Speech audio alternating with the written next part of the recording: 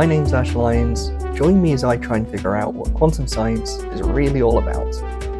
Welcome to Cracking Quantum.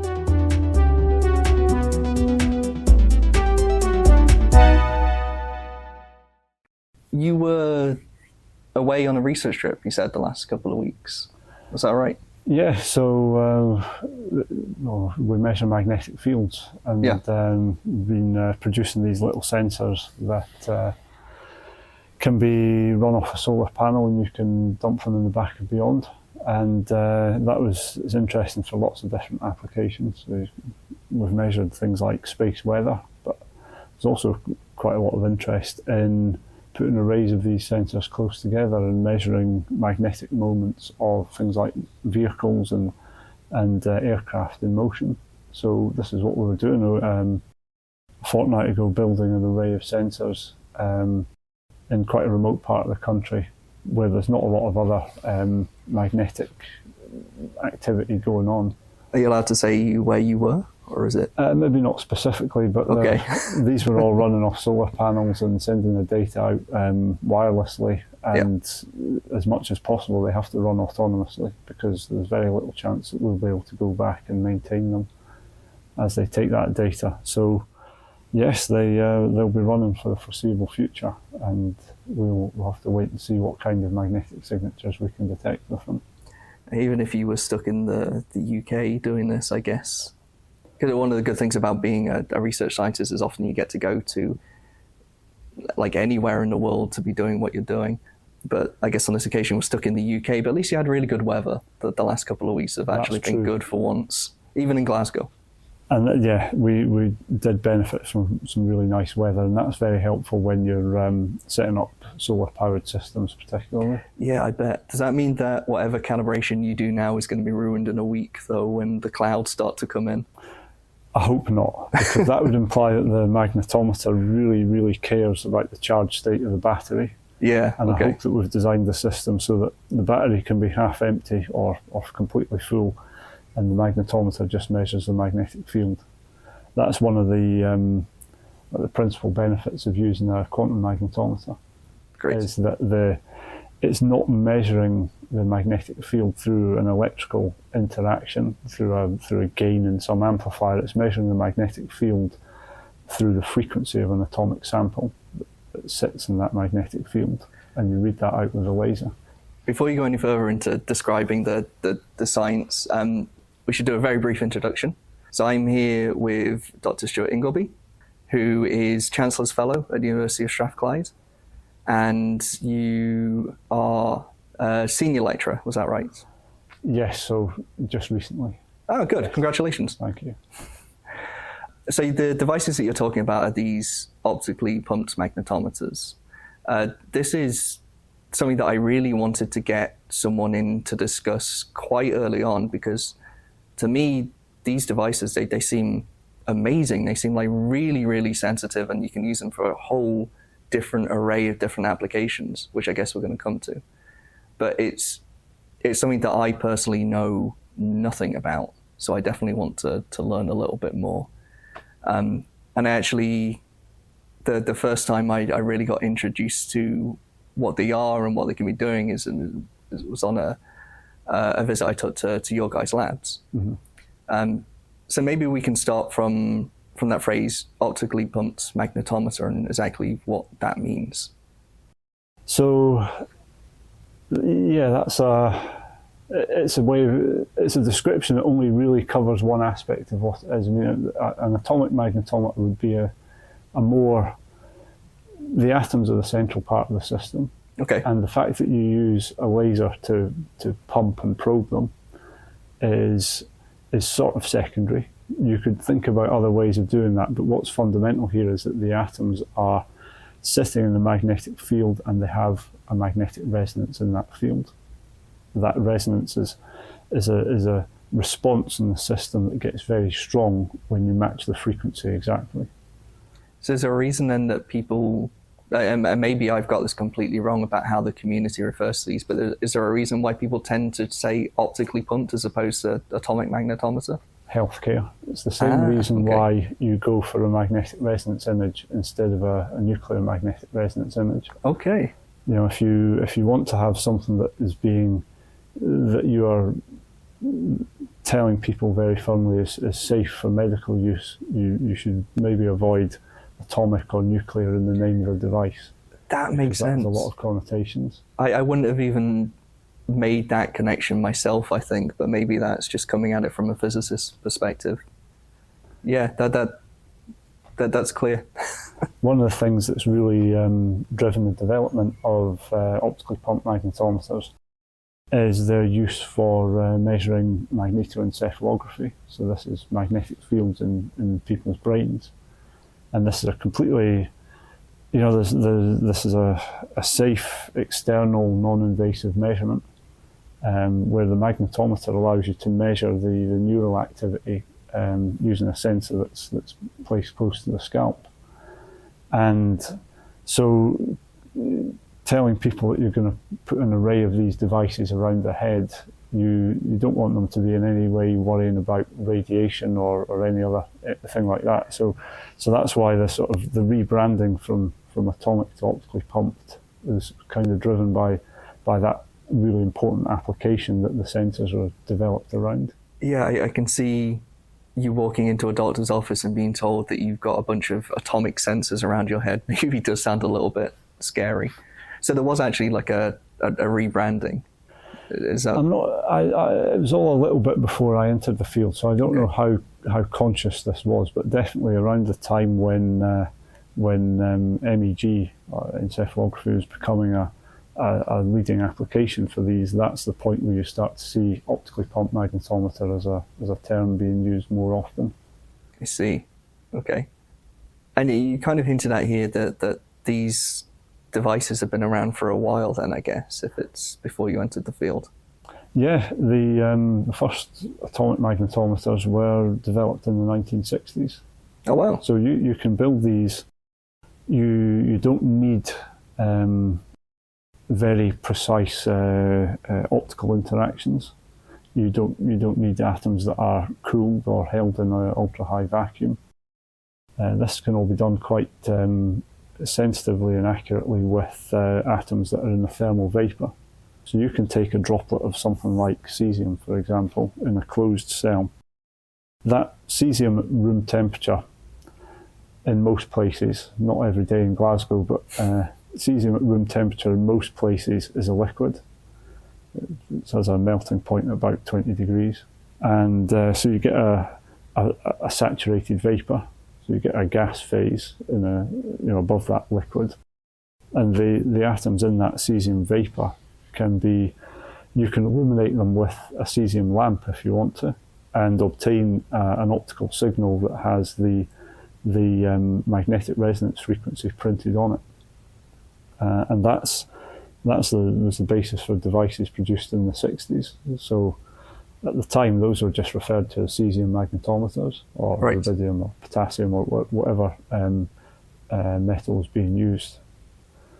And they had some drawbacks. Those lamp-based systems were accurate, definitely, but not as accurate as other types of magnetometers. They were sensitive, but not as sensitive as other types of magnetometers, and they were small, but not as small as other types of magnetometers. So there was nothing really that they did with any great advantage over anything. Yeah. But then fast forward about 40 years from the 60s to maybe the last 20 years, and people start to combine that idea of doing magnetic resonance on alkali atoms in the vapor with using a laser, or better still a chip scale laser, to replace the lamp, and then the system can be scaled down while at the same time becoming a lot more powerful. So what the laser gives you is the ability to achieve much better polarization of the atoms in that vapor. Yeah. And better polarization gives you better sensitivity. And the laser is much smaller and less power than a discharge lamp. Yes. And so then you start to produce something that is smaller than competing classical sensors. And then what that combination of things gives you, the laser and then maybe some of the miniaturization of the cell that's been done in that time, you start to produce a device that's pocket-sized and is as sensitive as a magnetometer that requires a helium cryostat to run. Yeah, which would then be a relative, like tens of centimeters, half a meter, something like that, kind of size cryostat, and requires temperatures down to a few Kelvin. So it would be a huge undertaking. Exactly. Whereas the atomic magnetometer is a device that can be made pocket-sized. Yeah. In fact, some of the researchers in the US at the National Institute for Standards and Technology produced optically pumped magnetometers with entirely miniaturized components, and those are about the size and weight of a grain of rice. Oh wow, they're that small? Yeah. And that includes the laser and everything? Exactly, yeah. That's amazing. Chip scale laser. It's really incredible. Yeah, I have no idea how big people think a laser is. I don't know if they still think it's one of these things that takes up an entire room, but I mean, in my head, lasers can be down to I don't know, like millimeter scale, something like that. But this is, I guess, even smaller. Yeah, so these are types of lasers where a laser usually needs two things. It needs a source of photons that are pretty much the right frequency. So that can be a diode like you're thinking of there. But you also usually need some kind of cavity or medium where just one wavelength can be amplified at the exclusion of all the others. Yeah. And that's quite often that is a cavity produced with a couple of mirrors. Yep. But you can, these lasers that we use in the atomic magnetometers, they have a microfabricated structure of refractive surfaces that is produced on the surface of the die itself and then etched into the right geometry to produce a single mode of single frequency light coming out of it. Yeah, that's all on the scale of the tiny diode itself, the actual semiconductor. So when you're talking about a cavity, that's one of the main things that you need for a laser. There's usually two mirrors, whereas the kind of systems that you're talking about now, it's almost like they build the mirror directly on the chip. That's the refractive surfaces that you're talking about. Yeah, that's right, except rather than those being macroscopic mirrors, they are layers of material that is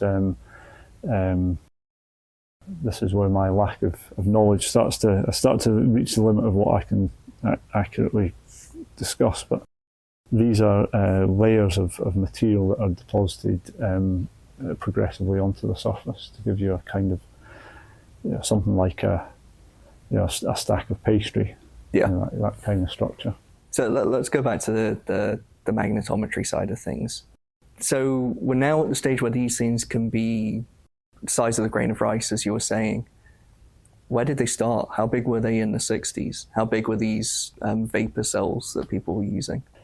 Yeah, in the 60s, they were using cells that they looked very familiar to anybody doing glass blowing for chemistry labs today.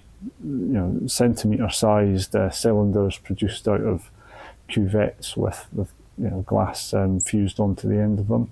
Yeah, so think like chemistry beaker, that kind of size, something like that. Yeah, and they're useful things to have in the lab because it's a very reliable way of getting an alkali vapor where you need it. But they're not so useful if you need to thermally control them and put them in a package that's attached to a drone, for example. Yeah, they're a little bit unwieldy for that. So we can come back to applications in a second because I'm already getting from what you're saying that there's loads of different things that you can do with these devices. I wanted to focus a little bit on just how sensitive these things are. And you can kind of get an idea from what you said already about using these devices to look at brain activity, because the magnetic fields that you're trying to measure there must be absolutely tiny. Like, how sensitive are these things? Well, maybe I should sort of put things in a scale of orders of magnitude. Yeah, no, that'll be good. So the field inside an MRI machine is a few Tesla. Mm-hmm. So that gives you an idea of what a Tesla is in terms of magnetic field. It's a very large magnetic field that you can use to polarize somebody's entire body. Then we go down a few orders of magnitude to the Earth's magnetic field. So the field that makes a compass needle tip and aligns it. That's about 50 microtesla. So it's 50 millionths of that MRI field. So then if you're dropping down to fields that are on the level of nanotesla, that would include things like mineral deposits underground, would give you maybe a few tens of nanotesla change in the Earth's magnetic field. Mm-hmm. And if we're just sitting here in this room surrounded by mains cabling, there's probably about 100 nanotesla of magnetic noise at 50 hertz, which is the frequency of the mains in the UK. Then dropping down a bit more, if you were to look at the field that's produced by the electrical current that makes your heart beat, that if you measure that just outside somebody's chest, that is a field that's about 40 to 80 picotesla. So we've gone down another 3 orders of magnitude. Yeah. To about 1 millionth of the Earth's field. And then we need to go down probably another 2 orders of magnitude to get to the field that you measure from a bunch of neurons firing in your brain, which is on the order of about 100 femtotesla. So that is insanely small. When I said that it must be tiny, I wasn't even coming close to just how small that is. That's way smaller than I was thinking. But that's got to come with major problems, because you've already said that for example, the mains electricity produces magnetic fields that are like 1 million times stronger than this, if I remember the orders of magnitude you're saying right, something around there. Yeah. And even just mineral deposits on the Earth are still like way larger than this. So how on earth do you get to the point where you can measure these femtotesla scale changes when you've got all of this other stuff going on, which is just going to get in the way? So to do these encephalography measurements, in most cases, you need to have several layers of mu metal around you. In fact, you need to have a room where the walls are several layers of mu metal, which, this is, I would take a step to the side, but mu metal is a material that sucks in magnetic fields. Okay. So if I was to take a volume inside this room and encase it completely in a mu metal box, then the external magnetic fields would skate along the material of the box and not really enter into the volume inside. So you've got a way of shielding everything that's inside the box from all of the magnetic activity that's happening outside. That's right, yeah. And then, but that box, the downside is that mu metal it looks and feels a lot like stainless steel. It's quite a dense, heavy material. You can't really make the box too thin, otherwise you don't trap enough magnetic field lines.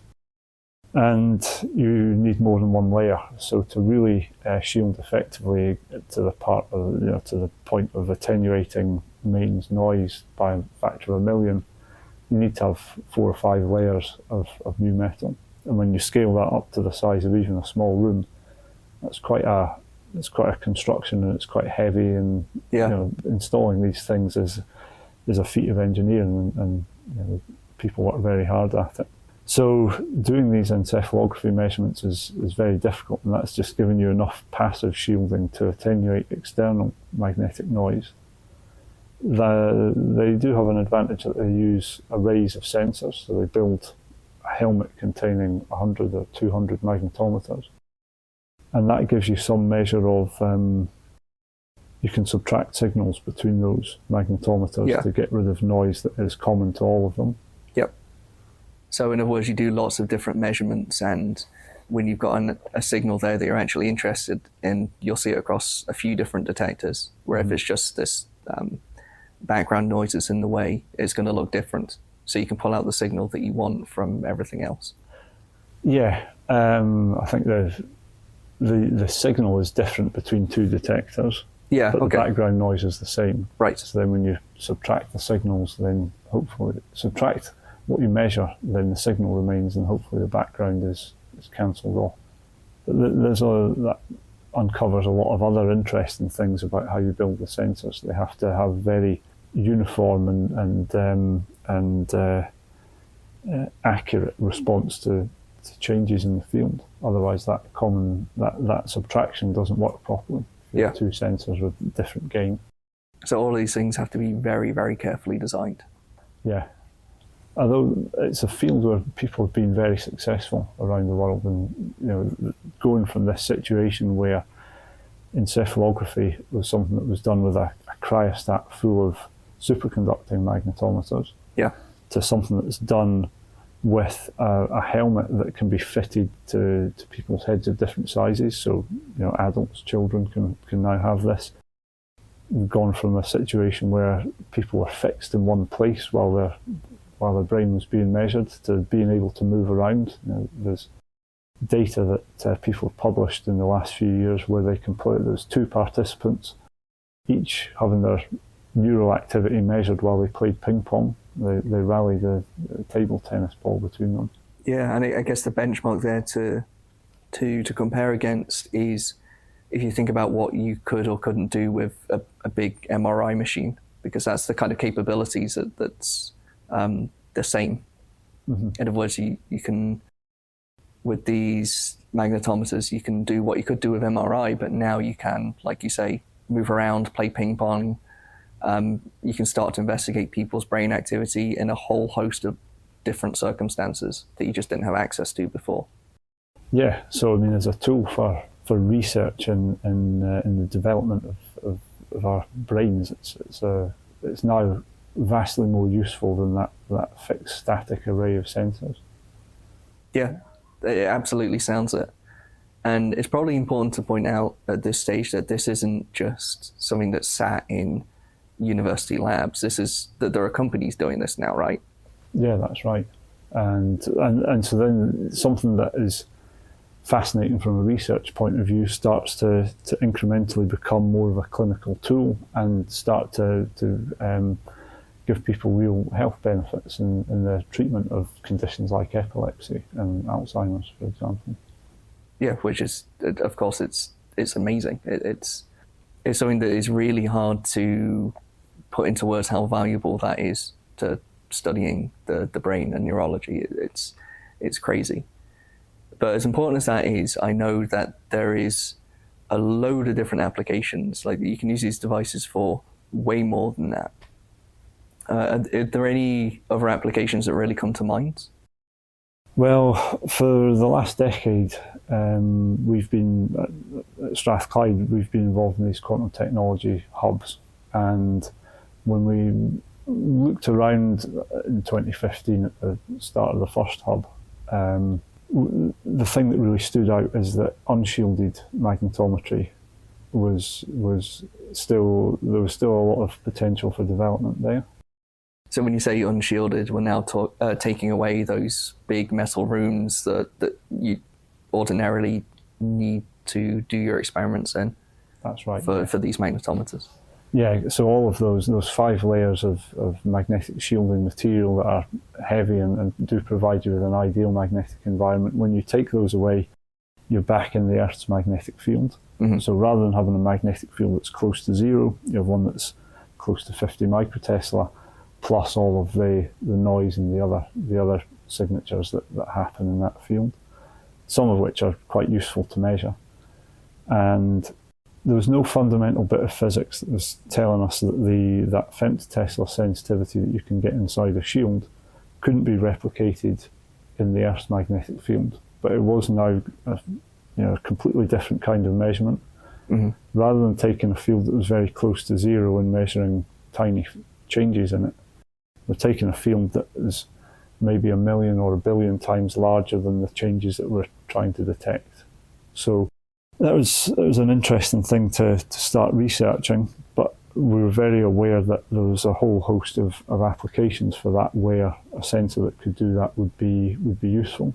Yeah, and it maybe sounds like it's something that isn't a big deal, the fact that you've got a stronger magnetic field sat there in the background, but it very much is. Like, the stronger the background stuff that you have going on, usually that comes with more noise in your measurements. So in this case, a lot more noise. So it's a really big, I guess, technical challenge to go from virtually no background to something that's a million times stronger than the signal that you actually want to measure. Exactly, yeah. And that was also one of the drivers for what we did, because the thing that the atomic sample gives you that alternative types of magnetometers, including classical ones, don't have, is absolute accuracy. You're taking your measurement of that magnetic field, and you're not comparing it to the response of an inductor attached to an amplifier. You're comparing it to the frequency that the atoms want to resonate at. Okay. Which is linked to the strength of that magnetic field by fundamental constants. Mm-hmm. Fundamental constants plus interesting systematic errors that you can measure in the lab. Yeah. So there was a bit of research required there on the understanding of the atomic system that allows you to make this accurate measurement. But everything that we did in the lab incrementally helped us to produce sensors that were more sensitive but fundamentally very accurate. Mm-hmm. And this drove the kind of applications that where really they become useful. So when you say, when you're talking about absolute accuracy, so the other types of magnetometer, by contrast, I guess what you're saying is they would always be comparing the magnetic field that they're measuring to some other reference. Is that right? Whereas these atomic magnetometers, what you get is the absolute magnetic field. So starting from zero, this is how strong the magnetic field is. Yes, put that in. They're much less susceptible to drift and change in the. How do you maybe explain the difference between precision in of itself and accuracy? Precision is being able to say that the magnetic field now is 10 picotesla different from the magnetic field a second ago. Yeah. Whereas accuracy is being able to say that the magnetic field now is 50 million and 10 picotesla. Yeah. And that's what it is, and a moment ago it was 50 million picotesla. So it's being able to set the absolute scale of where you are. Yes. Which for, if I'm just trying to do something like, say, measure the magnetic field due to some piece of electronics that is sitting in the corner of the room, buzzing away, producing a magnetic field that I want to measure, sensitivity is enough for that. Mm-hmm. But if you want to put your magnetometer in the field and measure solar activity over a period of 3 weeks, 3 months, then being able to say that at this point the magnetic field is 10 picotesla more than it was a month ago, you have to be able to have an accurate sensor to do that, a sensor that carries its own calibration with it. You don't need to compare it to a field that you know regularly to tell you what their value is. And that's something where the atomic sensor is really useful. You could extend that to, if you allow your sensor to move, then you start to build up a map of the magnetic environment that you've moved over. Mm-hmm. And if your sensor is accurate and is not drifting with as you move it, then the comparison of that record of the field that you moved over against the map of the Earth's magnetic anomalies. So the Earth has fixed anomalies in the crust that are due to geology and the volcanic activity and everything that's happened over time. That's relatively, those don't change very much over time. If you can compare your track of measurements to that map, then you've got a really useful tool there for helping to locate yourself, even in situations where you maybe don't have GPS. Yeah, so you've got a way of, in other words, magnetically mapping out what the Earth looks like, and that gives you a really good navigation tool. Yeah, a fixed reference point. Because you can only use that if you've got a sensor that itself is a fixed reference. Yeah, and I guess we're used to using GPS for everything these days, but there's definitely, from some of the conversations I've had with other people, it's clear that relying on GPS is not necessarily a good thing. It's relatively easy to block or to mess with. There are considerable GPS dead zones over certain parts of the world. I know that much. Whereas these kind of magnetic maps, these are fixed. These aren't going to change. So you can always use them. It'd be very difficult to Scotland. If you look up a magnetic map of Scotland, the British Geological Survey's produced a really beautiful coloured image of what Scotland's magnetic anomaly map looks like. And these are large, widespread ripples in the magnetic field. You could try altering that map, but you'd need to dump a mountain somewhere full of iron to do that. Yeah, which is, a little bit of a challenge. Are there any other applications that you can think of that you want to point out? I could go back to encephalography, because that's the one that we really like in atomic magnetometry, because it's one that it sits outside the sensitivity of classical magnetometers. You need to have either a superconducting magnetometer or an optically pumped magnetometer to measure it. So it's one where the sensitivity bar is quite high. But the real gold standard there, the thing that would be that people in a few places managed to achieve, is measurement of brain activity outside the magnetic shield. And that's where you, without a sensor that is accurate and uniform at parts per billion level, you have no chance, because it relies so much on suppression of external noise through common mode subtraction. So going through a very brief recap, you go from MRI machine, which is huge magnets, and you need to be fixed lying down, usually, which is claustrophobic and horrible. The atomic magnetometers will let you go to something where you can just wear a helmet on your head, but you need to be inside this shielded environment. And what you're saying is, now what people are trying to do is remove that shielded room that you would need to be in, so you can do this anywhere. Yes, and there is a team of researchers in the US again that have achieved that by producing a magnetic gradiometer. So this is a device where there are two atomic samples, close proximity, being read out at the same time, and by working very hard, particularly on the absolute accuracy as well as the sensitivity of that measurement, these researchers were able to even in indoor environments where there are magnetic noise sources, isolate brain activity measured from somebody in real time, which is an incredible achievement. It's insane. Just looking at the numbers that you've already said for how strong the magnetic activity is that you need to worry about, it's crazy the kind of small-scale magnetic fields that these people are able to measure. Whilst we're still on this subject, maybe something that's not 100% clear so far, could you maybe give us an overview of what the quantum part of this is? So why would you class this as a quantum technology versus, I don't know, some other kind of technology? So fundamentally, it's underpinned by the quantization of the states that the atoms can occupy.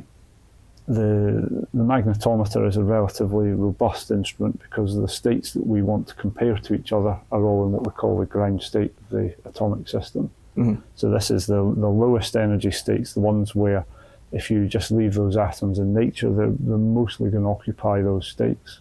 When you hit those atoms with a laser that's producing resonant radiation, the atoms can leave the ground state and live in the excited state for a while.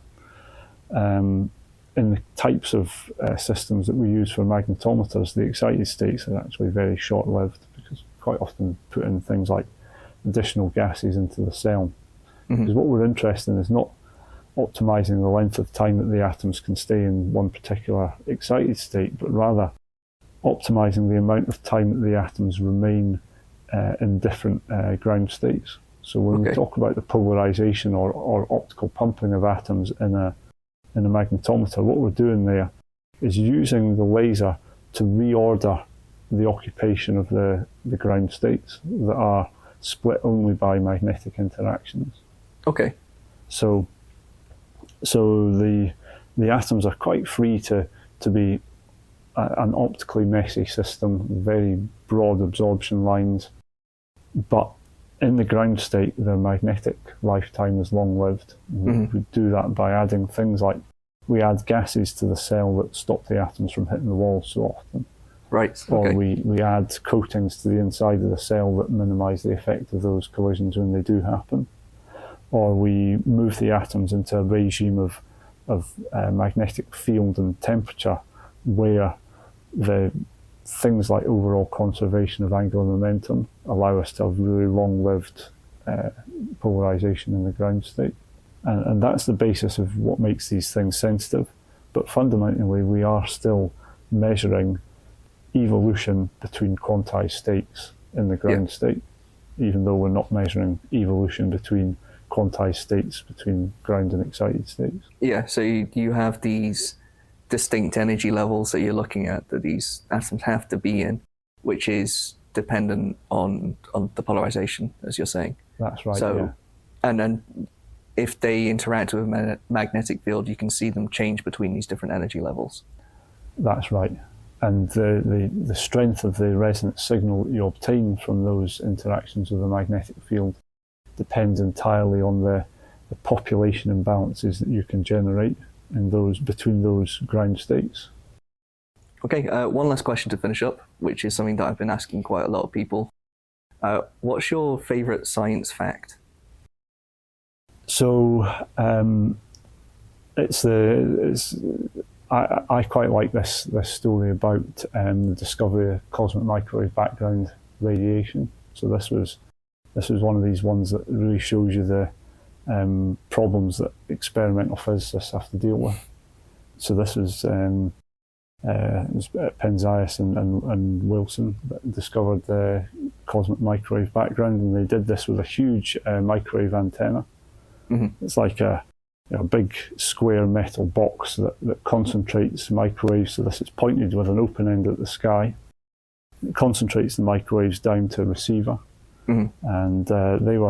And the microwave background, I mean, it's the leftover radiation from the Big Bang and the formation of the universe. Yeah. But when you measure it, it's just static hum. Mm-hmm. Very, very quiet static hum. So it looks a lot like instrument noise. Yeah. So before they could confirm what this background noise was, they had to eliminate all the sources of noise in this instrument, this large microwave antenna pointed at the sky. And when they looked at it, they realised that the microwave antenna was a roosting place for pigeons and bats.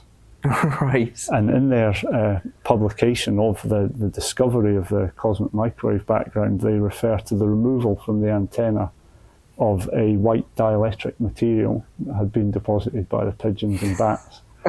This was something that they had to go through to discover the CMB.